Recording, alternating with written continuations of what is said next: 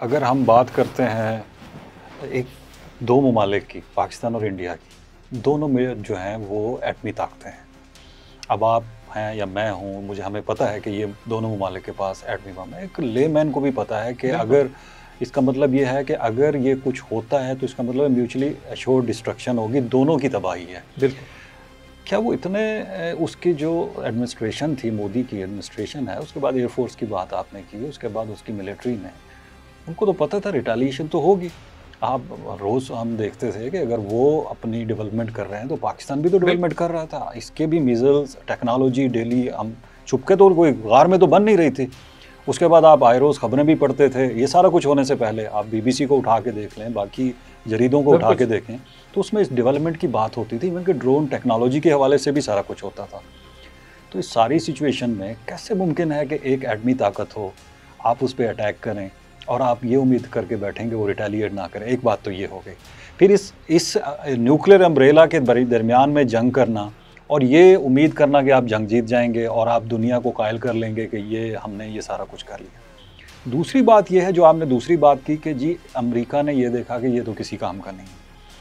उसमें आप अगर देखें जैसे ही ट्रंप आए थे वो तो इनको F-35 देने की अब ऑफ़र कर रहे थे, वो तो इनके साथ मुआहदे करने लगे हुए थे। तो आखिर क्या वजह हुई, कौन सी ऐसी बात हुई कि जिसकी वजह से मोदी की जो दोस्ती थी, जो यार था, मतलब है कि मोदी का यार था, वो कैसे इसमें आए? कहीं इसमें कोई ऐसे मफादात तो नहीं थे या कोई ऐसी बातें तो नहीं थी कि जो उन्होंने नहीं मानी और ये सारा कुछ हुआ? खान साहब अपने 2-3 चीज़ें अपने इसमें रखी हैं सवाल में।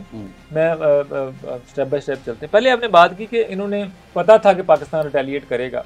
एक्चुअली ये तो पता था पाकिस्तान, लेकिन आप इसको इवेंट्स को देखें, इनको ये भी जोम था कि हम जो बात करते हैं और पाकिस्तान को टेररिज्म के ऊपर जब हम लेबल करते हैं तो दुनिया हमारी बात मान लेती है या हमारी बात सुन लेती है।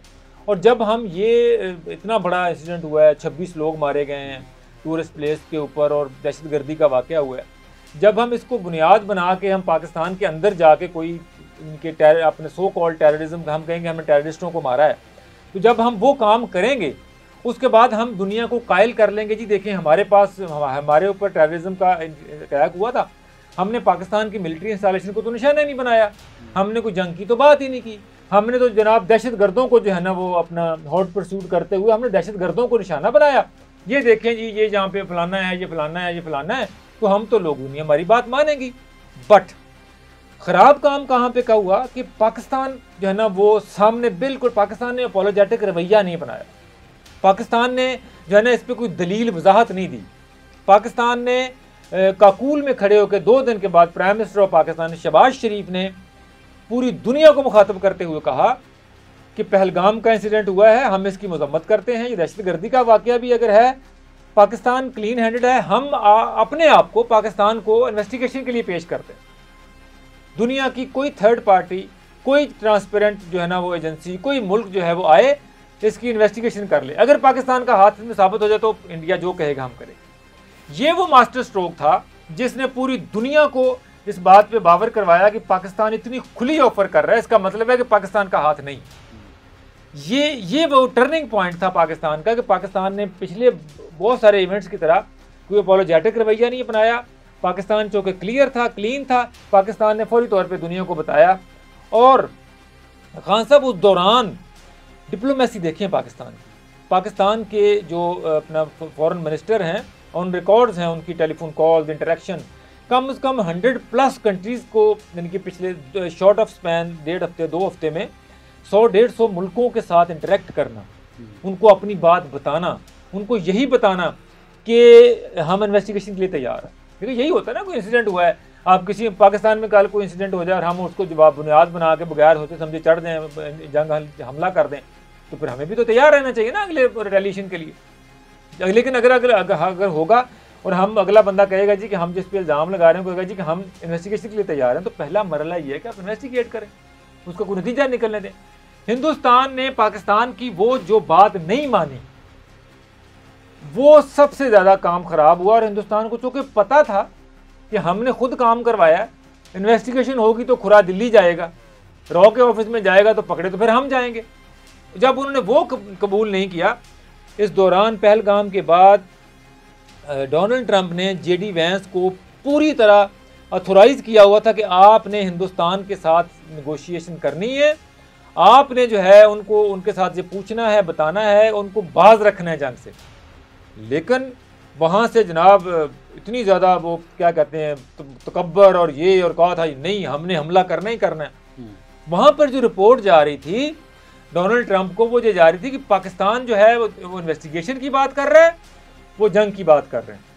ये जो ग्लेयरिंग तजाद था, जो पाकिस्तानी क़यादत के अंदर डेप्थ थी उस वक्त, पाकिस्तानी मिलिट्री के अंदर, पाकिस्तानी गवर्नमेंट के अंदर जो डेप्थ थी एक्सेप्टेंस की, पाकिस्तान जो कोशिश कर रहा था, दुनिया को कह रहा था कि आप हिंदुस्तान को कहें कि वो खामखा इस फाल्स फ्लैग ऑपरेशन को बुनियाद बना के ये जंग वाली बात मत करे, इसका नुकसान होगा।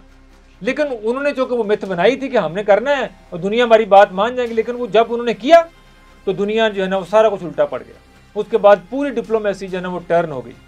अब दूसरी बात आपने की कि जनाब अमेरिका का जो दोस्त था, कोऑपरेशन था, JF-30 की बात कर रहा था, वो देखें वो अपना असला बेचने की तो बात कर रहा था, क्यों कर रहा था, और अब वो सारी चीज़ें आपको समझ आ रही हैं। असल इशू है कि हिंदुस्तान का झुकाव जो है वो रशिया की तरफ रहा है, जिसके डोनाल्ड ट्रंप ने अभी ट्वीट का हालिया भी किया कि ये सब कुछ रशिया से खरीदता है, असला रशिया से खरीदता है। और रशिया को अमेरिका और यूरोप ने सैंक्शन किया हुआ है यूक्रेन की वजह से।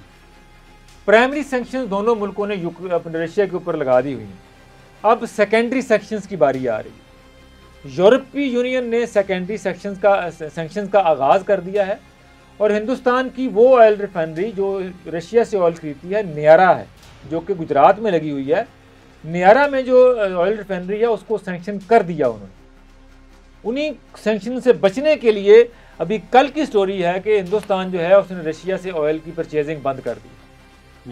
ठीक है, ये वो इंटरेस्ट हैं जो अमेरिका कह रहा था कि हमने आपको फ्री फॉल दिया हुआ है, हम आपके ट्रेडिंग पार्टनर हैं, हमने आपको रखा हुआ है, हम आप सब कुछ आपको देते हैं, हम आपको जो है ना वो कहते हैं कि अपना फ्री ऑफ कॉस्ट में हम आपकी अपनी मार्केट दी हुई है, हम जो है ना आपसे इतना कुछ इंपोर्ट करते हैं और बदले में आप भाग जाते हैं रशिया की तरफ। तो ये नहीं चलेगा। आपने अगर आना है तो खालिस होकर हमारी तरफ आए, क्योंकि वो ज़माना गुजर गया कि आप जो है ना आप नॉन अलाइन बन रहें और कहें। आपको पता है यहाँ पर भी हमारे एक वज़ीर-ए-आज़म है इमरान खान साहब, वो कहा करते थे, साबिक वज़ीर-ए-आज़म, आपने उसे वज़ीर-ए-आज़म बना दिया, बहुत सारे लोग ऑफेंड हो जाएंगे और खुश भी होंगे इस बात उनके वज़ीर-ए-आज़म ही है, जवाहर चौधरी साहब ने उनको वज़ीर-ए-आज़म कह दिया, उनके वो वज़ीर-ए-आज़म ही है, दिलों के वज़ीर-ए-आज़म। तो वो यहाँ पे आपने सुना, हम कहा करते थे, वो मिसालें देते थे कि ये देखें पाकिस्तान है, यहाँ पे हम एक घुसे हुए हैं, इधर देखें जनाब, हम जब रशिया से तेल लेने की बारी आई तो वो कहते थे देखें हिंदुस्तान क्या पॉलिसी है उनकी, कैसे जनाब वो अमेरिका के साथ भी डील कर रहा है, रशिया से तेल खरीदता है। आज देखें, वो कहते थे ना उस वक्त, आज देखें कहाँ पे खड़ा है। अब हिंदुस्तान वो उसी डिलेमा में फंसा हुआ है और उसको इवेंचुअली अल्टीमेटली उसको जो ना वो ऑयल की उसने परचेजिंग बंद कर दी है, असले वाला काम भी बंद करना पड़ेगा सर्वाइव करने के लिए। तो कहना बड़ा आसान है कि जनाब ये बड़ी अच्छी पॉलिसी है, इस वक्त तो उस पोजीशन पे पाकिस्तान खड़ा है।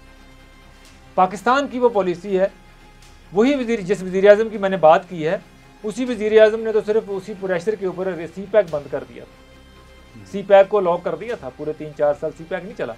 अब्दुल रज़ाक दाऊद साहब इनके ट्रेड मिनिस्टर की स्टेटमेंट ऑन रिकॉर्ड है और असद उमर की स्टेटमेंट्स भी आप निकाल के देख लें उसी चक्कर में। लेकिन पाकिस्तान की इस वक्त की जो पॉलिसी है, पाकिस्तान जो है वो CPEC भी चल रहा है, चाइना के साथ भी हमारे रिलेशन जो है ना उसी तरह बरादराना वहीं पे खड़े हैं, चाइना हमारी पुष्ट पे खड़ा है, सपोर्ट कर रहा है। और उसके साथ होते हुए पाकिस्तान ने जो है ना वो अमेरिका के साथ डील किया है टैरिफ को, वो जो कह लें कि खुला हुआ सांड होता है ना, वो डोनाल्ड ट्रंप की सूरत हाल इस वक्त तो अनप्रडिक्टेबल है, किसी भी तरफ जा सकते हैं।